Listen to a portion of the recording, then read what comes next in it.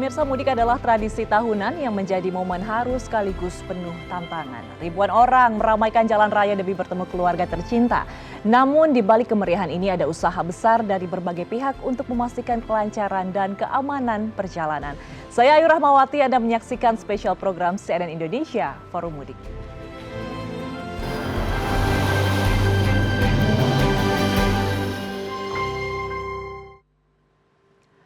74 bus siap melayani warga Jawa Barat yang telah terdaftar dalam Jabar Mudik Gratis 2026.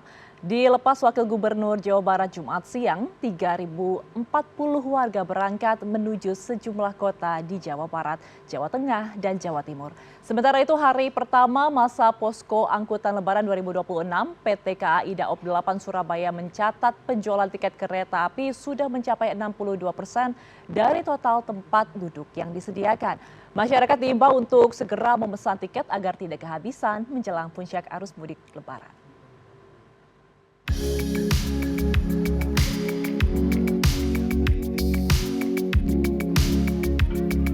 Terminal Lewi Panjang menjadi titik keberangkatan pemudik asal Jawa Barat yang ikut dalam Jabar Mudik Gratis 2026. Warga sebelumnya telah mendaftar melalui aplikasi Pemprov Jabar sesuai kota tujuannya. 3.040 pemudik diberangkatkan menggunakan 74 bus reguler. Salah satu pemudik mengaku senang karena ini kali pertamanya ikut mudik gratis bersama istri dan anaknya menuju Wonogiri. Pertama kali ini. Gimana menurut Bapak adanya mudik gratis ini? Mudik gratis itu bisa membantu perekonomian kita bisa menghemat biaya. Rencana berapa hari Pak di sana kampung halaman? Hampir 2 mingguan. Sebelumnya, Wakil Gubernur Jawa Barat Erwan Setiawan mengecek kesiapan armada serta para pemudik di dalam bus sebelum melepas Jabar Mudik Gratis 2026. Kita udah siapkan 74 bis dalam acara mudik gratis ini. Tadi saya sampaikan, yang pertama mereka jaga kesehatan, keselamatan, juga saya wanti-wanti kepada para sopir. Kalau mereka lelah, lebih baik istirahat atau minta diganti, jangan memaksakan karena keselamatan penumpang ini adalah yang paling utama. Aktivitas penumpang di sejumlah stasiun di wilayah Daop 8 Surabaya mulai meningkat seiring dimulainya masa mudik Lebaran 2026. Dari total 561.000 tempat duduk yang disediakan, sudah terjual 62% atau sebanyak 345.000 tiket. Sementara 38% tiket masih tersedia untuk dimanfaatkan masyarakat.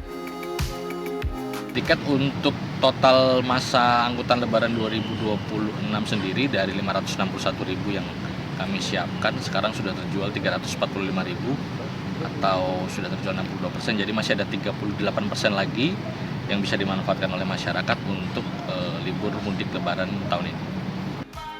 Sementara itu, pada hari pertama posko angkutan Lebaran, KAI Daop 8 Surabaya melayani puluhan ribu penumpang di berbagai stasiun. Tercatat 19.000 penumpang berangkat dari stasiun di wilayah Surabaya, sementara 15.000 penumpang tiba di berbagai stasiun. Tujuan favorit penumpang masih didominasi kota-kota besar di Pulau Jawa, seperti Yogyakarta, Semarang, Jakarta, dan Bandung. Nggak terlalu ramai, nanti kalau tambah ramai. Sulit nggak Pak dapat tiket tadi Pak? Oh enggak, gampang kok. Kemarin udah 1 bulan yang lalu udah pesen. Puncak arus mudik di wilayah Daop 8 Surabaya diperkirakan akan terjadi pada 18 Maret mendatang dengan perkiraan jumlah penumpang mencapai 26.000 orang dalam satu hari. Tim Liputan CNN Indonesia.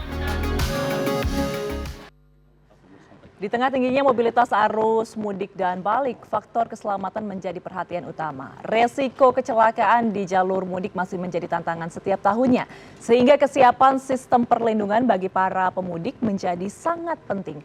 Di program CNN Indonesia Spesial Forum Mudik 2026, kita juga akan membahas seperti apa kesiapan dari operator transportasi dalam menghadapi puncak arus mudik dan apa strategi untuk mengatasi lonjakan penumpang kereta dan kepadatan di ruas tol Trans Jawa. Sudah bergabung bersama kami langsung dari studio CNN Indonesia Corporate Communication and Community Development Group Head Jasa Marga Ibu Lisya Oktaviana. Selamat sore Ibu, terima kasih atas waktunya. Sehat ya Bu? Alhamdulillah. Alhamdulillah. Dan juga Corporate Sekretari Jasa Raharja Bapak Dodi Apriasa. Pak Dodi, terima kasih atas waktunya. Terima kasih. Sehat Pak hari ini? Alhamdulillah sehat. Oke, semoga puasanya lancar terus ya, Bapak Amin. Ibu semuanya. Oke, mungkin saya ke Pak Dodi terlebih dahulu. Pak Dodi, di tahun 2026 ini Jasara Harja kembali menjadi koordinator ya untuk mudik gratis BUMN. Targetnya ini pemudiknya ada 23.500. Nah, sejauh ini kesiapannya sudah seperti apa dan apakah sudah berjalan per hari ini, Pak? Alhamdulillah untuk mudik sendiri kita untuk pemudik pendaftar itu udah 100%. Bahkan ini udah 101%. Wow, lebih berarti kapasitasnya. Iya, kapasitas sudah 116 penumpang atau pendaftar. Nah ini antusias masyarakat ini luar biasa kalau kita bandingkan dengan tahun lalu. Nah untuk persiapan sendiri kita hari ini kita sudah melakukan simulasi ya untuk pendataan dari kedatangan dari pemudik nanti untuk persiapan di tanggal 17. Nah jangan sampai nanti terjadi kios nanti ya untuk simulasi pada saat kedatangan para pemudik. Nah tentunya ini menjadi pengalaman kita di tahun lalu, alhamdulillah semuanya lancar.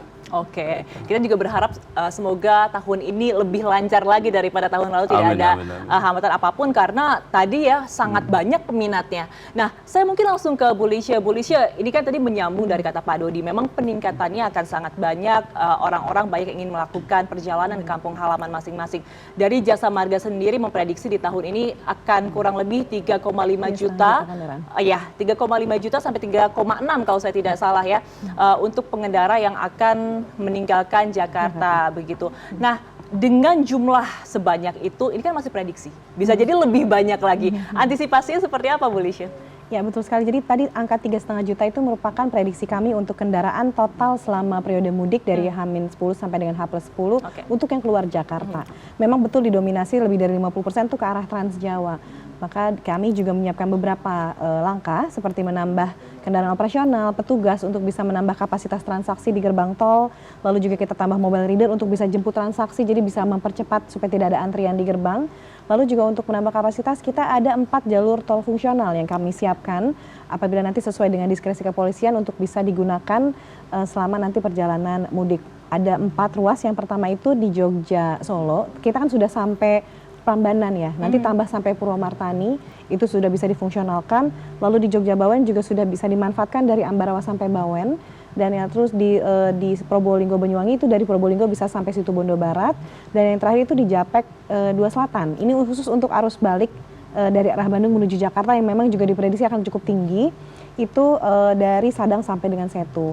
Lalu juga tentunya kita juga mengantisipasi ada beberapa rekayasa lalu lintas yang dikoordinasikan dengan pihak kepolisian dan juga perhubungan sesuai dengan SKB yang sudah ditetapkan. Nanti akan ada beberapa rencana rekayasa lalu lintas seperti misalkan 1 jalur kontraflow atau mungkin nanti one way yang memang kami siapkan untuk mengantisipasi yang memang diprediksi puncaknya akan jatuh pada 18 Maret nanti untuk arus mudik yang keluar Jakarta. Jadi sudah kami siapkan beberapa langkah antisipasi, penambahan sarana prasarana, juga petugas di lapangan. Dan tentunya ini penting sekali informasi. Informasi ini akan kami sebarluaskan, jadi penting sekali untuk para pemudik bisa memantau terus ya rencana rekayasa lalu lintas ini, baik dari kanal informasi kami maupun juga ada aplikasi Travo yang bisa dimanfaatkan masyarakat yang akan merencanakan perjalanan mudik menggunakan jalan tol. Oke, kalau untuk mudik tahun 2026 ini kan cukup unik ya, karena liburnya panjang, bermepetan dengan nyepi seperti itu. Nah, kalau tadi Bu Lisha sempat mengatakan bahwa puncak arus mudik prediksinya tanggal 18, kalau puncak arus baliknya sudah ada prediksi belum, Bu? Ya betul sekali, jadi untuk arus balik sendiri nanti kita perkirakan sama ya, untuk total dari kendaraan yang nanti akan masuk kembali ke Jakarta itu sekitar 3,4 juta kendaraan. Nanti ini sendiri juga memang akan terjadi puncaknya pada hari Senin tanggal 24 Maret, itu sama ya, kurang lebih dari 3,39 juta kendaraan. Ini sama, mayoritas akan balik dari arah Trans Jawa. Nah tentunya hal ini juga akan sama, kita persiapkan ya rekayasa lalu lintasnya dan juga ada himbauan, ada penggunaan diskon tarif tol. Ini juga bagaimana kita membantu masyarakat bisa merencanakan perjalanan mudiknya tidak di waktu-waktu puncak. Jadi kami menghimbau kepada masyarakat yang punya keleluasaan untuk bisa merencanakan perjalanan mudik ini tidak di waktu-waktu puncak. Tadi hindari untuk puncaknya kan arus mudik di tanggal 18, nanti arus baliknya di tanggal 24. Kita ada diskon untuk arus mudik di tanggal 15-16 Maret. Jadi menghimbau masyarakat untuk bisa mudik lebih awal supaya tidak bertumpukan di waktu yang sama, dan arus baliknya sendiri itu di tanggal 26-27 Maret diskon tarif tol sebesar 30% untuk perjalanan menerus dari Jakarta sampai dengan Semarang, begitu juga sebaliknya, dan juga ada di Cipularang sekarang, dan juga di Sumatera kita juga ada di Medan sampai dengan Medan Kuala Namu Tebing Tinggi. Jadi ini bisa dimanfaatkan untuk bisa mengantisipasi tidak berdesak-desakan di waktu puncak. Iya, itu juga supaya masyarakat bisa lebih nyaman juga ya ketika melaksanakan mudik Lebaran 2026. Saya mungkin kembali ke Pak Dodi. Pak Dodi, tadi kata Bu Lisha bahwa diprediksi di tahun 2026 ini akan ada sekitar 3,5 sampai 3,6 perjalanan yang akan dilakukan. Itu baru jalur darat melalui tol saja. Belum yang udara, belum yang laut, belum yang melalui kereta. Pergerakan akan sangat masif. Nah, dengan pergerakan yang semakin masif, maka kan resiko terjadi kecelakaan juga akan semakin tinggi. Bagaimana dari Jasara Harja untuk menekan hal itu? Ya, tentunya kita kan dengan stakeholder kita, dengan kepolisian, dengan dinas perhubungan, terutama kita sudah melakukan koordinasi. Kita Jasara Harja yang pertama kita melakukan pemasangan 1.700 spanduk peringatan untuk menghimbau pada pemudik ya. Contohnya jangan berhati-hati umpamanya melewati tikungan dan lain-lainnya. Begitu juga kita untuk bekerjasama dengan operator angkutan umum, kita melakukan pelayanan kesehatan gratis untuk kru ya. Jangan sampai nanti kru supir itu keadaannya kurang fit. Nah, ini kita lakukan pemeriksaan. Begitu juga kita melakukan kerjasama dengan kepolisian untuk perlengkapan pokoknya rambu-rambu lalu lintas ya. Kita melakukan penertiban ketertiban pokoknya keselamatan lalu lintas gitu ya. Jangan sampai nanti terjadi kecelakaan, kita sama-sama melakukan survei lapangan, tentunya nanti akan kita lakukan pembayaran santunan. Oke, kalau misalkan dari kita bandingkan ya Pak Dodi dari tahun 2025 dengan tahun 2026, ada perbedaan tren tidak sih untuk pola mudiknya? Kalau tren mungkin hampir sama ya. Hampir sama ya? Kalau pola mudiknya, tapi tadi yang disampaikan Mbak Misel memang pola liburnya maksudnya mungkin agak panjang ya, agak panjang mungkin akan pola mudik kemacetan mungkin akan terurai ya. Nah, mudah-mudahan ini akan berdampak positif terhadap Jasara Harja. Pola tingkat kecelakaannya mungkin akan boleh dikatakan akan menurun ya dibandingkan dengan tahun lalu. Iya, kita juga berharap hal yang sama ya. Semoga bahkan bisa sampai nihil. Amin. Itu yang kita doakan ya. Oke, Bu Lisha, kembali kalau misalkan kita melihat ya di jalur tol ini kan sebenarnya ada titik-titik yang sangat krusial, terutama mungkin seperti di SPBU, tempat pengisian bahan bakar, rest area dan lain sebagainya, sering kali terjadi bottleneck di sana. Nah, apa strategi khusus dari Jasa Marga untuk bisa mengantisipasi hal tersebut? Karena kan pastinya juga harus ada pola yang diatur agar tidak terjadi penumpukan. Betul sekali. Jadi Jasa Marga melalui command center-nya kita punya lebih dari 3.500 CCTV yang tersebar. Lalu juga kita punya ada radar, lalu kita juga punya ada traffic counting. Semua teknologi ini memang kita integrasikan melalui pengelolaan informasi di command center untuk bisa memastikan tadi mengantisipasi hal-hal yang tadi di luar dugaan gitu ya, apabila ada penumpukan.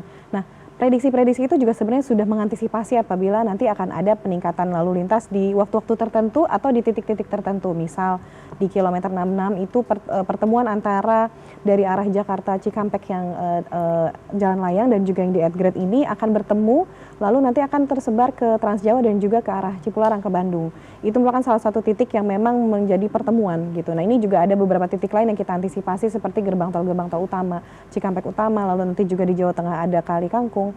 Ini kita akan hitung prediksinya, lalu kita hitung jam per jamnya melalui teknologi tadi ya, traffic countingnya. Lalu kita punya perhitungan, misalkan sudah lebih dari 5.500 kendaraan per jam misal, lalu akan kita siapkan kontraflow 1 lajur. Lalu nanti ada perhitungannya, apabila nanti melebihi sekian ribu itu langsung kita siapkan kontraflow 2 lajur.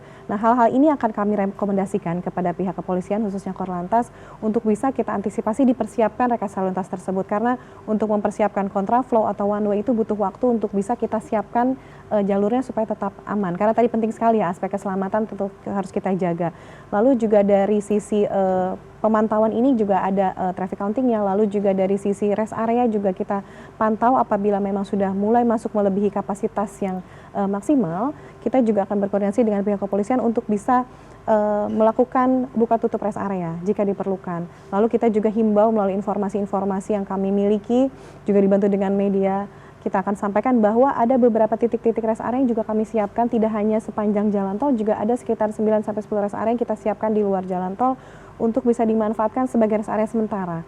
Nanti mereka juga bisa kembali lagi masuk ke jalan tol. Tentunya hal ini kita siapkan tentunya tadi ya dengan teknologi, lalu juga dengan kolaborasi dengan seluruh pihak, ini bisa kita siapkan antisipasi apabila terjadi peningkatan lalu lintas yang sudah kita prediksi, lalu misalkan lebih gitu ya. Langkah-langkah ini tentunya melalui perhitungan teknologi yang kita pantau setiap jamnya, karena kita akan terus dapat update jam ini naik, sekian jam naik, ini secara real time gitu ya, lalu untuk bisa menjadi suatu pengambilan keputusan adanya manajemen rekayasa lalu lintas. Oke.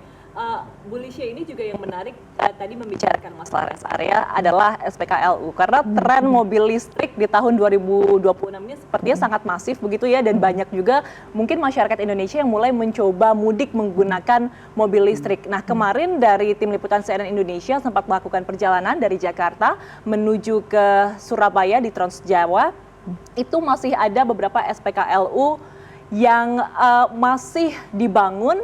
Nah, ini pertanyaannya, apakah SPKLU tersebut akan bisa digunakan pada saat mudik? Tapi jangan dijawab dulu, Ibu. Kita akan tahan dulu pemirsa, jangan kemana-mana, tetap di spesial program Forum Mudik CNN Indonesia.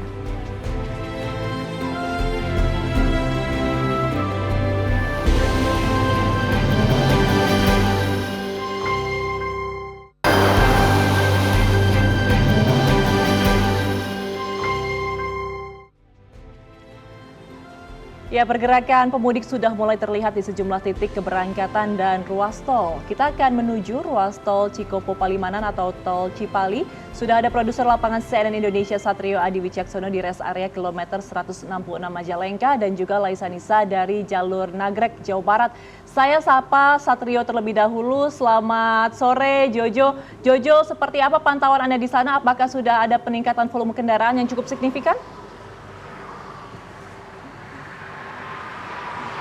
Selamat sore Ayu, benar sekali bahwa saat ini saya sedang berada di ruas tol Cipali, tepatnya di sekitaran rest area kilometer 166. Dan sejak saya berada di sini sekitar tadi pukul 12 siang memang belum ada peningkatan volume lalu lintas yang melintas dari arah Jakarta menuju Cirebon ataupun sebaliknya dari arah Cirebon menuju Jakarta. Memang dari masyarakat sendiri belum banyak yang melakukan mudik untuk libur lebaran kali ini, meskipun beberapa orang tadi saya sempat temui telah melakukan perjalanan lebih awal, khususnya ketika mereka tahu bahwa libur anak sekolah ini mulai hari ini, artinya memang besok anak sekolah sudah libur, sehingga mereka para masyarakat yang akan melakukan perjalanan mudik ini sudah ada beberapa yang melakukan perjalanannya mulai hari ini. Dan untuk saat ini situasi tol di ruas tol Cipali saya akan langsung tunjukkan kepada Anda Ayu dan juga pemirsa. Bisa terpantau di layar kaca Anda bahwa arus lalu lintasnya ramai lancar, cenderung lengang, memang masih didominasi oleh kendaraan-kendaraan besar seperti misalnya bus, kemudian juga truk ataupun kendaraan-kendaraan pengangkut logistik lainnya. Dari pemerintah sendiri telah melakukan beberapa peraturan menjelang puncak arus mudik di libur lebaran kali ini, di mana untuk truk maksud kami atau kendaraan-kendaraan besar ini tetap boleh melintas di tanggal-tanggal tertentu, asalkan ini dengan syarat adalah truk dengan mengangkut logistik primer seperti misalnya BBM, kemudian juga kebutuhan pokok dan lain sebagainya. Sedangkan untuk truk dengan muatan lainnya seperti muatan tambang ataupun pasir ini tidak boleh melintas sejak hari ini, hari Jumat tanggal 13 Maret hingga tanggal 29 Maret nanti. Di layar kaca Anda mungkin bisa masih terlihat beberapa truk pengangkut logistik masih mendominasi ruas tol Cipali, karena memang terakhir kali boleh melintas tadi sekitar pukul 12 siang, sehingga memang beberapa truk yang melakukan perjalanan dari Jakarta ini diperkirakan baru akan melintas di tol Cipali pada saat ini sekitar pukul 16 waktu Indonesia Barat. Dari PT Astra Infra selaku pengelola ruas tol Cipali ini mengeluarkan data bahwa sejak pukul 12 malam hingga pukul 3 sore ini tercatat ada 18,8 ribu kendaraan yang melintas dari Jakarta menuju Cirebon. Sedangkan sebaliknya dari Cirebon menuju Jakarta ini ada kurang lebih 13 ribu kendaraan yang melintas. Jumlah ini meningkat sekitar 19,9% jika dibandingkan dengan waktu yang sama di hari kemarin. Meskipun memang terpantau cukup lengang, namun nyatanya terjadi peningkatan kendaraan seperti tadi yang saya sampaikan bahwa ada beberapa pemudik yang memilih untuk melakukan perjalanan lebih awal ketika tahu anak-anak mereka hari ini merupakan hari terakhir sekolah. Dan untuk mengurai kepadatan pada puncak arus mudik yang diprediksi akan terjadi pada tanggal 17 Maret nanti, ini PT Astra Infra juga mengeluarkan kebijakan dengan memberikan diskon tarif tol sebesar 30% bagi pengendara yang akan melintas per hari ini, maksudnya per tanggal 15 Maret Ayu hingga tanggal 17 Maret 2026, tepatnya pada pukul 5 dini hari hingga 17 Maret nanti 5 dini hari ini akan ada pemberlakuan diskon 30% khusus pengendara yang melintas langsung dari gerbang tol Cikampek Utama dan keluar di gerbang tol Kalikangkung Semarang. Ini diharapkan kebijakan ini bisa mengurai kepadatan lalu lintas sehingga menarik para masyarakat yang akan melakukan mudik untuk bisa mudik lebih awal sebelum tanggal 17 Maret nanti. Untuk sementara itu yang bisa dapat saya laporkan, kembali ke Ayu di studio. Baik, kalau di tol Cipali masih terpantau cukup lancar perjalanannya, saya akan bergeser ke rekan Laisa Nisa di Nagrek, Jawa Barat. Selamat sore Laisa, seperti apa pantauan Anda di sana? Apakah ada volume kendaraan yang meningkat?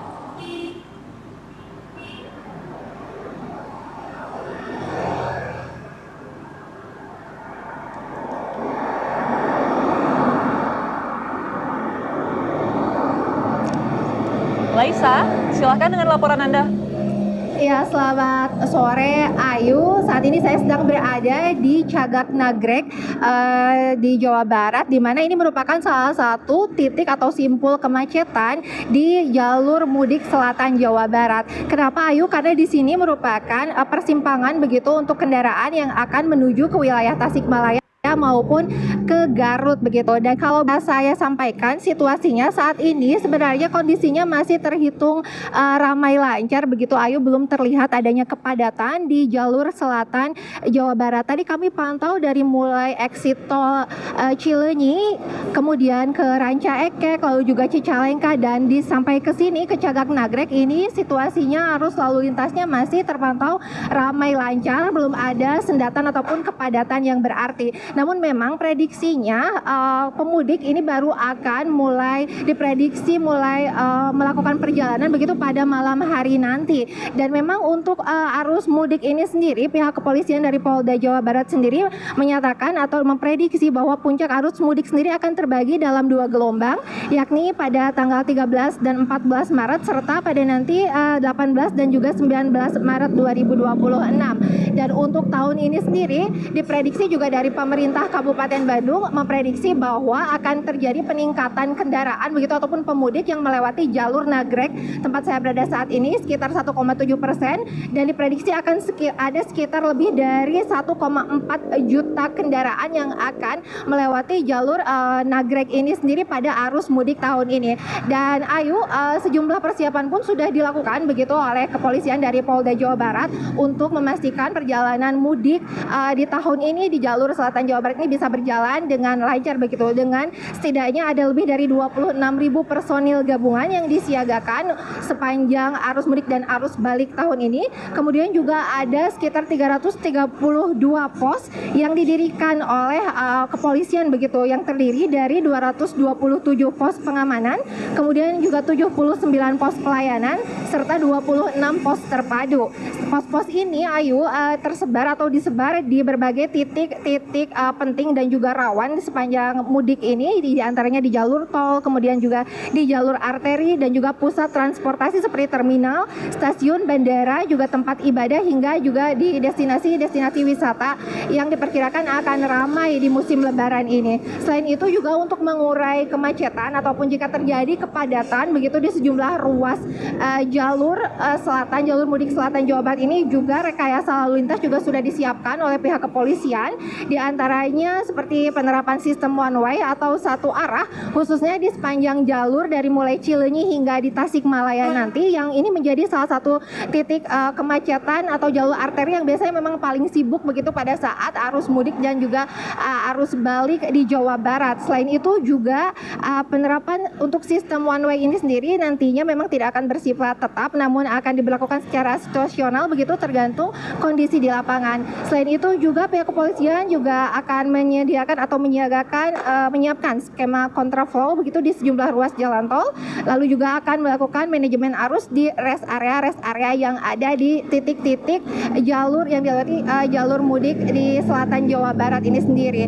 Dan Ayu, memang ini diprediksi nanti malam lalu kemudian besok juga kemungkinan besar para pemudik mulai akan melakukan perjalanan melintasi jalur selatan khususnya di Cileunyi, kemudian Nagrek hingga ada yang ke Tasikmalaya ataupun ke Garut begitu.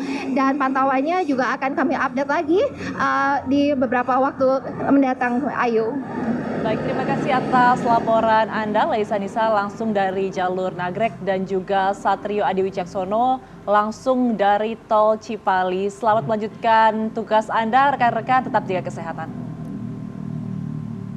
Oke, saya langsung tanya ke Bu Lisya. Bu Lisya, kalau tadi kita lihat kondisi di jalan Tol Cipali dan juga jalur Nagrek masih cukup landai, cenderung kosong bahkan tadi ya, masih sangat lancar begitu. Nah, kalau dari Jasa Marga sendiri sudah ada datakah yang menunjukkan kenaikan jumlah volume kendaraan? Ya, betul sekali. Jadi dari prediksi memang untuk dari kemarin H-10 ya sampai dengan hari ini kita hitung H-8 ini memang sudah mulai ada peningkatan, tapi memang belum cukup signifikan. Nanti akan terus naik sampai dengan besok hari Sabtu, mungkin nanti Minggu akan sedikit turun.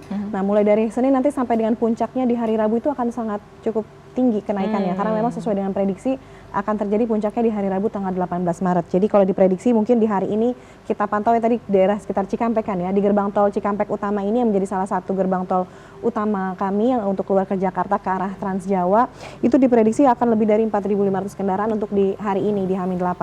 Nanti di hari puncaknya itu di tanggal 18 Maret itu bisa lebih dari 9.000 kendaraan. Jadi di hari puncak tersebut tentunya tadi langkah-langkah yang kami sampaikan untuk bisa diantisipasi tadi ya dengan adanya persiapan rencana rekayasa lalu lintas. Tentunya hal ini juga akan dipersiapkan sambil kita terus pantau peningkatan lalu lintasnya setiap jamnya. Oke, jadi akan terus dipantau seperti apa nantinya, ini menyesuaikan juga dengan mungkin kalau misalkan nanti akan ada rekayasa lalu lintas yang dilakukan di tol begitu ya. Saya ke Pak Dodi. Pak Dodi, tadi kita sudah melihat laporan dari jalur tol dan juga jalur non-tol begitu. Nah, kalau kita melihat sebenarnya tren mudik di tahun-tahun sebelumnya 2025, 2024, seperti apa sih mungkin kecelakaan yang terjadi itu, biasanya kecelakaan jenis apa yang paling banyak terjadi dan harus paling diantisipasi oleh masyarakat? Oh ya, berdasarkan data di Jasa Harja itu hampir 60% itu diakibatkan oleh kendaraan roda 2. Motor, betul. Nah, ini betul-betul menjadi concern kami Jasa Harja, sehingga pemudik yang menggunakan roda 2 ini betul-betul kalau pada saat mengendarai itu faktor keamanannya harus dijaga, terutama pada saat mengendarai pada saat maunya di malam hari. Ini harus betul-betul pada saat lelah segera istirahat. Satu. Yang kedua, gunakan safety yang betul-betul sesuai dengan standar, pakai helm, jaket, gitu ya. Karena berdasarkan analisa kami, rata-rata pengendara kendaraan bermotor itu kecelakaan diakibatkan oleh satu kelelahan, yang kedua pelanggaran. Nah, ini yang menjadi concern kita, sehingga kita himbau pengendara atau pemudik yang mengendari kendaraan bermotor, pertama tadi harus patuhi rambu-rambu atau himbauan dari aparatur penegak hukum ya. Karena tadi penyebab pertama tuh human error ya. Nah, jangan sampai nanti teman-teman para pemudik melalai terhadap situasi jalan sehingga mengakibatkan tadi bisa luka-luka, bisa meninggal dunia. Oke. Mungkin Pak Dodi masih banyak pemirsa yang belum bisa membayangkan sebenarnya semasif apa sih kecelakaan yang terjadi untuk roda 2 yang kalau misalkan kita lihat dari data di tahun-tahun sebelumnya. Ya, kalau kita lihat fatalitas untuk kecelakaan roda 2 ini hampir tadi kalau kita kita buat komposisinya ya Mbak ya. 60% itu diakibatkan oleh kendaraan roda 2. Oke. Ya kan? Nah, ini akibatnya apa? kalau kita lihat dari data yang ada di Jasara Harja, ini dia didahului oleh pelanggaran. Oke. Ya, diakibatkan tadi kurangnya terhadap patuh terhadap rambu-rambu lalu lintas.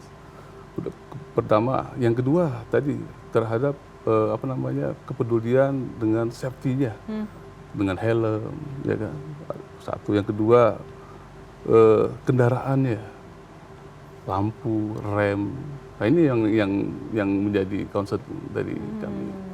Sehingga kita himbau masyarakat yang mudik menggunakan kendaraan bermotor, pastikan bahwa kendaraannya itu betul-betul fit. Oke, jadi memang harus dipastikan ya badannya sehat, kesehatannya, kemudian juga dari motornya itu sendiri harus benar-benar optimal untuk menjalani perjalanan yang jauh. Tapi Pak Dodi, kalau misalkan ada kecelakaan yang terjadi apapun ya, tidak hanya motor saja, apa sih langkah utama yang harus dilakukan untuk bisa melakukan laporan kepada Jasara Harja? Mungkin masih banyak pemirsa yang juga belum mengetahui secara detail begitu. Ya tentunya kita sudah kerjasama dengan kepolisian. Kita ada namanya data SMS itu yang dimiliki oleh kepolisian, itu sudah terintegrasi dengan Jasara Harja. Nah, pada saat kejadian kecelakaan, data itu sudah terkonek dengan Jasara Harja. Nah, seketika nanti datanya sudah kita ketahui, teman-teman Jasara Harja, petugas yang ada langsung melakukan koordinasi dengan kepolisian. Apabila umpamanya korbannya dirawat di rumah sakit, petugas kami langsung memberikan surat jaminan, sehingga korban tersebut pada saat dirawat di rumah sakit langsung diberikan jaminan. Umpamanya biaya perawatan selama di rumah sakit itu menjadi jaminan Jasara Harja. Kalau umpamanya korbannya meninggal dunia, petugas kami nanti akan melakukan jemput bola. Kami ada namanya petugas reaksi cepat Jasara Harja, itu akan melakukan mobile pada saat nanti di periode pada saat Lebaran ini, kami akan mobile, akan memantau apabila nanti ada korban atau kecelakaan di jalan raya, tugas kami akan melakukan jemput bola, survei ke ahli waris. Nanti apabila nanti korbannya meninggal dunia, kami akan ke rumah ahli waris, akan meminta data. Pembayarannya kami akan langsung melakukan overbooking ke rekening ahli waris. Nah, sedangkan di rumah sakit kami nanti akan melakukan overbooking ke rumah sakit nanti untuk pembayarannya sendiri. Tapi untuk laporan utamanya apakah langsung harus melapor ke Jasara Harja atau bisa dari pihak-pihak lain seperti kepolisian, rumah sakit dan lain sebagainya? Ya, secara legal formal tentunya pada saat kejadian itu harus lapor dulu ke kepolisian. Nah, berdasarkan laporan kepolisian itu nanti Jasara Harja akan kita laporan polisi istilahnya. Laporan polisi itu akan menjadi landasan Jasara Harja untuk mengeluarkan santunan Jasara Harja. Baik. Saya kembali ke Bu Lisha. Bu Lisha, kalau tadi saya dengan Pak Dodi banyak membicarakan masalah motor, saya ingin membicarakan masalah mobil ya, khusus untuk Bu Lisha, karena bagaimanapun juga di tahun 2025 hingga 2026 kita melihat ada tren kenaikan pengguna mobil listrik. Banyak juga yang akan digunakan untuk mudik begitu. Menyambung pertanyaan sebelum tadi kita break, seperti apa persiapannya dan untuk tadi SPKLU yang masih dibangun di beberapa ruas tol Trans Jawa, apakah itu akan bisa digunakan ketika arus mudik ini? Ya, betul sekali. Jadi dari 56 rest area yang tersebar di seluruh Jalan Tol Jasa Marga Group, kita sudah menyiapkan SPKLU. Betul sekali. Jadi nanti akan ada penambahan-penambahan. Dari 128 unit, nanti akan bertambah menjadi 172 unit SPKLU fast charging yang nanti memang disiapkan. Betul, kami melihat adanya tren penggunaan mobil listrik. Jadi sepertinya sudah tidak ada rasa khawatir ya, karena memang sudah bisa tersebar ada SPKLU di setiap rest area. Kami berkolaborasi juga dengan PLN dan beberapa provider untuk bisa menyediakan SPKLU tersebut. Dan informasi mengenai titik-titik SPKLU tersebut juga tersedia di aplikasi Travoy yang bisa nanti dilihat sama masyarakat atau pemudik yang menggunakan jalan tol, dicek nih SPKLU-nya ada di mana gitu. Dan dia juga bisa cek dari asalnya sampai dengan tujuan, misalkan dari Jakarta sampai dengan Semarang, bisa juga dicek di aplikasi Travoy, nanti dia masuknya di gerbang tol mana, keluar mana, lalu nanti dia juga bisa prediksi kira-kira durasinya dan panjang kilometernya, nanti dia bisa atur mau charge-nya di mana gitu.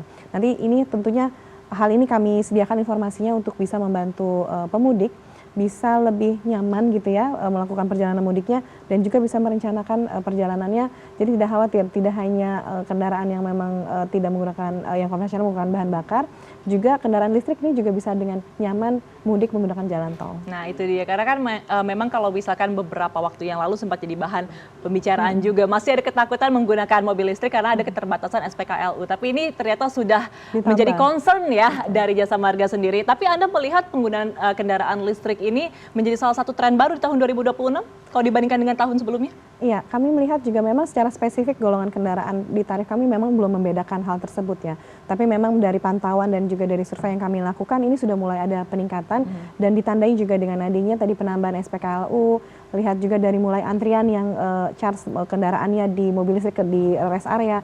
Ini juga tentunya menjadi concern kami untuk bisa menambah fasilitas layanan dari penambahan titik-titik SPKLU. Nanti juga ke depan mungkin akan ada stasiun-stasiun yang memang disediakan khusus untuk bisa lebih nyaman menunggu pada saat kendaraan listriknya di charge. Tentunya ini akan sangat terintegrasi, merupakan bagian dari peningkatan kualitas layanan kami khususnya di rest area.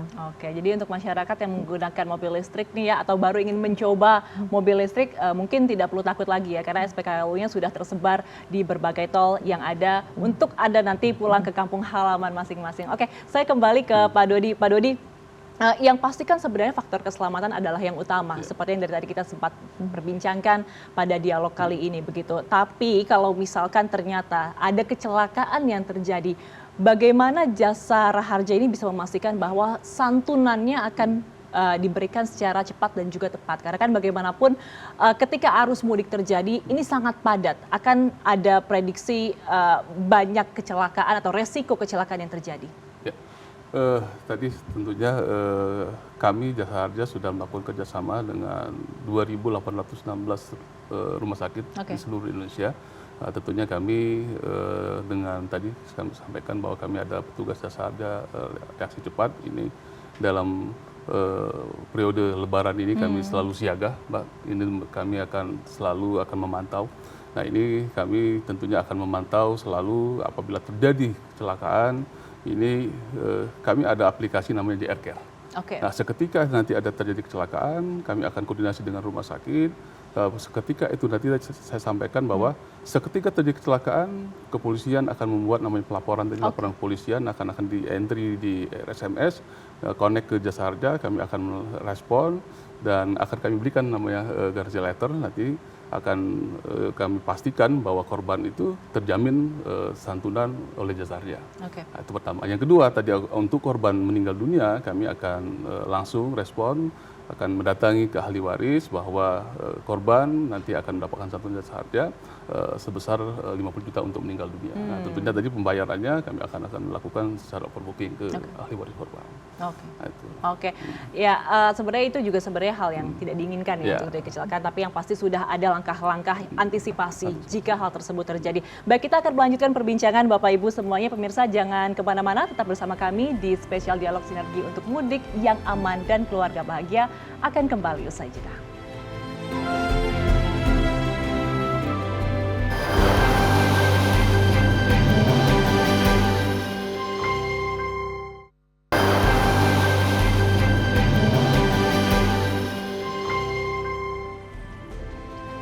Pada 7 hari jelang Idul Fitri, calon pemudik sudah memadati Terminal Bus Terpadu Pulau Gebang, Jakarta Timur.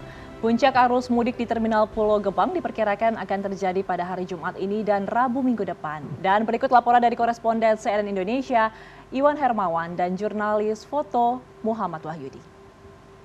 7 hari menjelang Lebaran ataupun H-7 menjelang Hari Raya Idul Fitri, jumlah penumpang di Terminal Pulau Gebang ini sudah mulai terasa adanya peningkatan, dan pada hari ini saja tercatat hingga pukul 10 pagi tadi itu tercatat sudah ada 750 penumpang yang meninggalkan kota Jakarta dan diangkut menggunakan 100 bus. Dan seperti yang Anda bisa lihat di belakang saya, memang sudah tampak terasa sekali ini sangat mulai terasa adanya kenaikan jumlah penumpang. Dan jika memang dilihat dari data yang kami peroleh dari posko mudik di Terminal Pulau Gebang ini, semenjak 4 hari terakhir memang sudah ada kenaikan jumlah penumpang yang cukup signifikan. Pada tanggal 10 Maret lalu atau pada H-10 tercatat ada 1.672 penumpang yang sudah meninggalkan kota Jakarta. Sementara pada tanggal 11 Maret sudah ada 1.914 penumpang yang meninggalkan kota Jakarta, dan pada H-8 atau pada hari kemarin itu sudah tercatat ada 2.898 penumpang yang meninggalkan kota Jakarta. Dan tadi kami juga sempat berbicara dengan Kepala Terminal Pulau Gebang ini dan ia menduga bahwa puncak arus mudik ini akan terjadi sebanyak 2 kali, yaitu pada hari ini dan juga pada hari Rabu tanggal 18 nanti. Pada hari ini disebutkan terjadi puncak arus mudik dikarenakan pada hari ini libur sekolah anak-anak sudah mulai libur sekolah. Oleh karena itu kemudian ini bisa dimanfaatkan oleh orang tua untuk mengajak anak-anaknya untuk melakukan mudik seperti itu. Dan kemudian pada tanggal 18 nanti diduga akan terjadinya puncak arus mudik dikarenakan pada hari tersebut sudah mulai adanya cuti bersama, jadi sudah karyawan-karyawan sudah mulai berlibur dan kemudian para warga Jakarta bisa melakukan mudik melalui terminal Pulau Gebang ini. Dan sebenarnya jika dilihat atau diperbandingkan dengan tahun lalu, sebenarnya jumlah pemudik ini mengalami penurunan. Jadi data dari tahun sebelumnya yaitu pada H-10 itu dibandingkan dengan tahun ini itu mengalami penurunan sebanyak 25%, sementara pada H-9 itu mengalami penurunan sebanyak 36% dan juga pada H-8 itu mengalami penurunan sebanyak 24%, walaupun untuk menghitung apakah memang terjadi penurunan secara total pemudik menggunakan moda transportasi bus ini masih harus menunggu sampai dengan puncak arus mudik dan juga puncak arus balik sampai dengan seluruh rangkaian libur Idul Fitri ini terjadi, karena memang jumlah penumpang di H-10 ataupun H-8 ini tentunya sangat tergantung sekali dengan situasi libur yang disediakan oleh pemerintah. Karena seperti kita ketahui pada tahun lalu jumlah libur lebaran ataupun cuti bersama yang dilakukan oleh pemerintah ini memang lebih panjang dibandingkan dengan tahun sekarang. Dan selain itu, karena memang hari ini sudah mulai adanya peningkatan calon penumpang dan juga diduga akan terjadinya puncak arus mudik, dari pihak Terminal Pulau Gadung ini juga sudah menyiapkan sejumlah persiapan seperti misalnya personel sudah mulai ditambahkan dan kemudian juga sarana dan prasarana lain juga sudah mulai ditingkatkan, seperti misalnya dengan pendingin udara, pemasangan kipas angin. Jadi para calon penumpang yang akan menunggu di sini pun terasa lebih nyaman, bahkan juga disediakan juga tempat bermain untuk anak-anak sembari menunggu keberangkatan mereka ke daerah asal mereka masing-masing. Dan selain itu juga yang terpenting adalah tentunya adalah masalah kesehatan ataupun kelayakan dari busnya ini. Jadi Kepala Terminal Pulau Gebang ini juga sudah menyediakan adanya posko kesehatan di sini, dan posko kesehatan di sini nantinya akan memeriksa setiap supir bus yang akan melakukan perjalanan.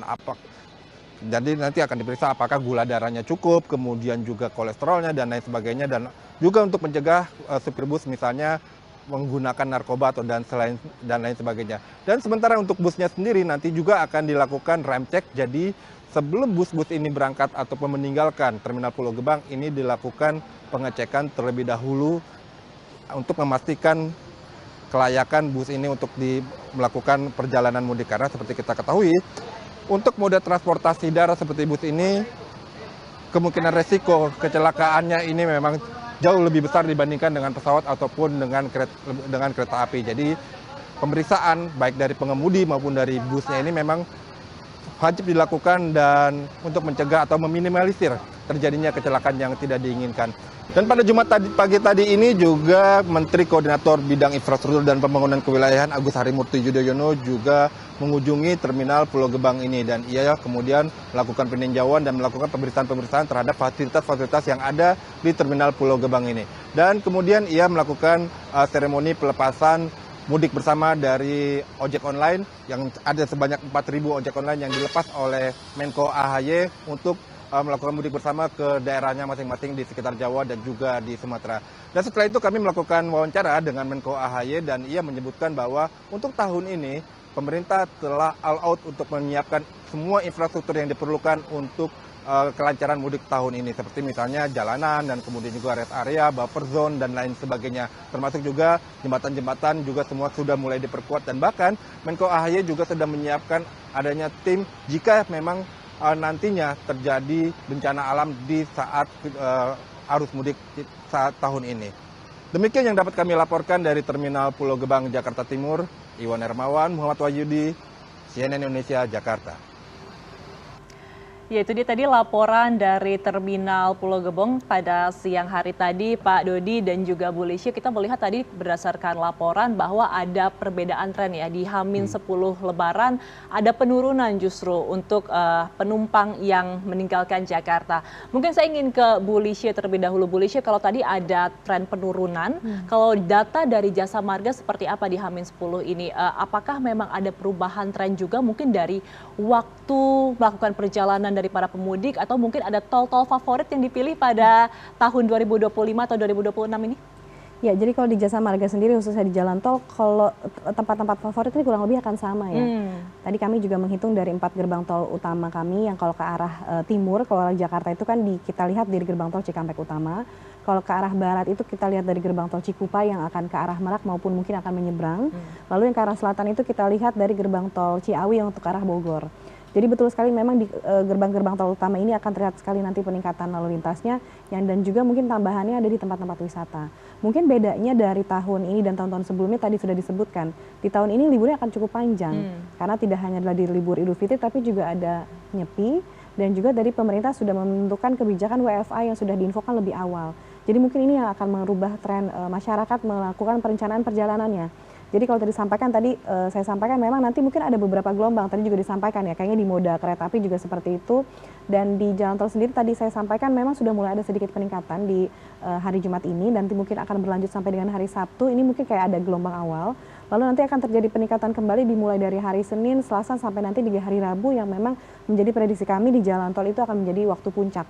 Jadi memang hal ini terlihat trennya kurang lebih mirip gitu ya, cuma memang harinya itu H-min berapanya akan berbeda tergantung tadi karena memang adanya libur Nyepi dan juga sudah ada WFA yang memang sudah diinfokan dari awal sehingga justru ini mungkin buat kami lebih baik. Jadi info distribusi lalu lintasnya ini lebih tersebar gitu. Apalagi kami juga memberikan tadi adanya diskon tarif tol sebesar 30% untuk bisa buat masyarakat yang punya kelulusan waktu bisa mudik lebih awal.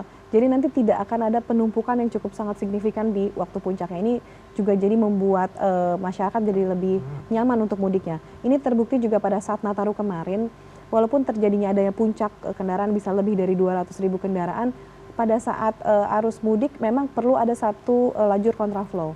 Namun pada saat arus balik walaupun dengan jumlah yang sama 200.000 lebih kendaraan tidak ada rekayasa lalu lintas. Artinya berarti masyarakat ini sudah mulai bisa menemukan polanya, mulai mengatur perjalanannya mungkin dengan dibantu aplikasi Travoy atau mereka juga melihat informasi yang disampaikan oleh Jasa Marga maupun pemerintah dan juga kepolisian. Mereka jadi bisa lebih mengatur waktu-waktunya sehingga bisa lebih tersebar karena mereka mungkin juga walaupun mudik harus tapi mereka juga ingin nyaman pada saat melakukan perjalanan. Hal ini juga menjadi himbauan buat kami untuk masyarakat yang akan melakukan perencanaan perjalanan bisa melihat waktu-waktu tersebut sehingga mereka bisa lebih melakukan perencanaan perjalanannya ini lebih baik. Oke, baik. Saya ingin ke Pak Dodi. Pak Dodi, ini kan kita menghadapi H-10 menuju Lebaran begitu ya. Prediksinya H-10 begitu.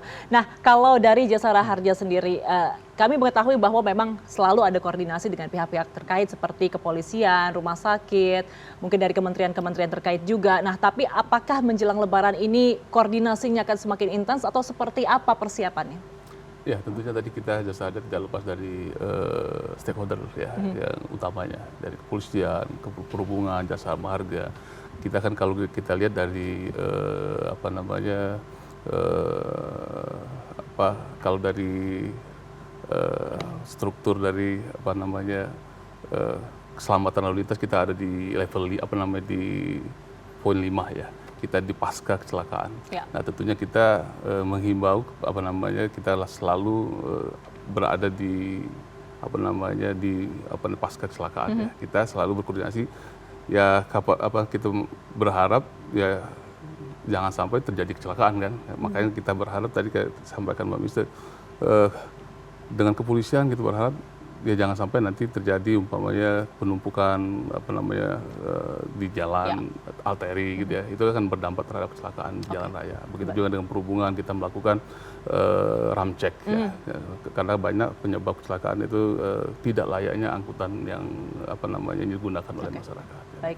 Ya, begitu juga dengan instansi umpamanya dengan rumah sakit ya, kita bekerja sama dengan rumah sakit ada 2.816 ya. Nah, tentunya ini untuk penanganan apabila terjadi kecelakaan sehingga apabila terjadi kecelakaan mereka ke rumah sakit langsung melakukan penanganan. Jangan sampai nanti terjadi kecelakaan korban tidak ada yang melakukan penanganan segera. Baik, Pak Dodi, sekaligus closing statement, pertanyaan terakhir, apa yang ingin disampaikan kepada pemirsa CNN Indonesia yang menyaksikan dari rumah agar mudik bisa berlangsung dengan aman dan juga nyaman? Tentunya kami dari Jasa Harja pastikan pada saat mudik kendaraan Anda layak untuk digunakan. Apabila umpamanya terjadi kecelakaan, laporkan ke kepolisian biar kami yang bekerja. Baik. Terakhir untuk Bu Lisha sekaligus closing statement, apa yang ingin disampaikan kepada masyarakat? Ya, Jasa Marga juga menghimbau sama seperti Jasa Raja, aspek keselamatan sangat penting, jadi penting sekali untuk bisa melakukan persiapan. Jadi mulai dari kendaraannya dalam keadaan prima, lalu juga pengemudinya dalam keadaan sehat. Perbekalan juga penting, pastikan bahan bakar yang cukup, lalu juga saldo kartu uang elektronik yang cukup, jadi bisa dicek nanti melalui aplikasi Travoy kalau menuju Semarang, Surabaya itu butuh berapa tarif tolnya, jadi kecukupan saldo kartu elektroniknya juga sudah cukup. Lalu pada saat merencanakan tadi pemilihan waktu itu menjadi penting juga ya, supaya bisa lebih nyaman dan aman, dan juga melalui fitur CCTV di Travoy ini juga bisa melakukan pengecekan ya, kondisi real time seperti apa. Dan juga selain melalui aplikasi Travoy, kami memiliki call center baru nih, Mbak Ayu. Sebelumnya kita 14080, sekarang yang harus dicatat apabila ingin membutuhkan informasi atau bantuan di jalan tol itu bisa langsung telepon call center 133. Jadi ini udah cukup lebih mudah diingat. Jadi masyarakat bisa langsung kontak call center kami di 133 apabila membutuhkan informasi dan bantuan yang tadi tidak kalah penting pada saat nanti melakukan perjalanan mudiknya. Penting sekali untuk bisa mematuhi rambu dan petugas gitu ya, karena tadi aspek keselamatan dan juga ketertiban dari masyarakat yang melakukan perjalanan mudik khususnya jalan tol, ini jadi bisa sama-sama menjaga perjalanan mudiknya tadi tetap aman, nyaman dan juga selamat. Itu dia yang kita harapkan juga, semoga perjalanan mudik akan lancar, aman, selamat untuk seluruh masyarakat Indonesia. Terima kasih sekali lagi Bu Lisha atas informasinya, Pak Dodi terima kasih atas informasi dan juga waktunya. Ya pemirsa, dengan jutaan masyarakat yang akan melakukan perjalanan pulang ke kampung halaman, koordinasi antar lembaga, kesiapan infrastruktur, serta kedisiplinan masyarakat menjadi kunci agar perjalanan mudik dapat berlangsung aman, nyaman, dan juga lancar. Semoga berbagai langkah yang telah dipersiapkan dapat membantu para pemudik sampai ke tujuan dengan selamat dan dapat merayakan Hari Raya bersama keluarga tercinta. Terima kasih sekali lagi saya ucapkan kepada kedua narasumber pada kesempatan kali ini, dan saya Ayu Rahmawati pamit, sampai jumpa di spesial program CNN Indonesia Forum Mudik selanjutnya.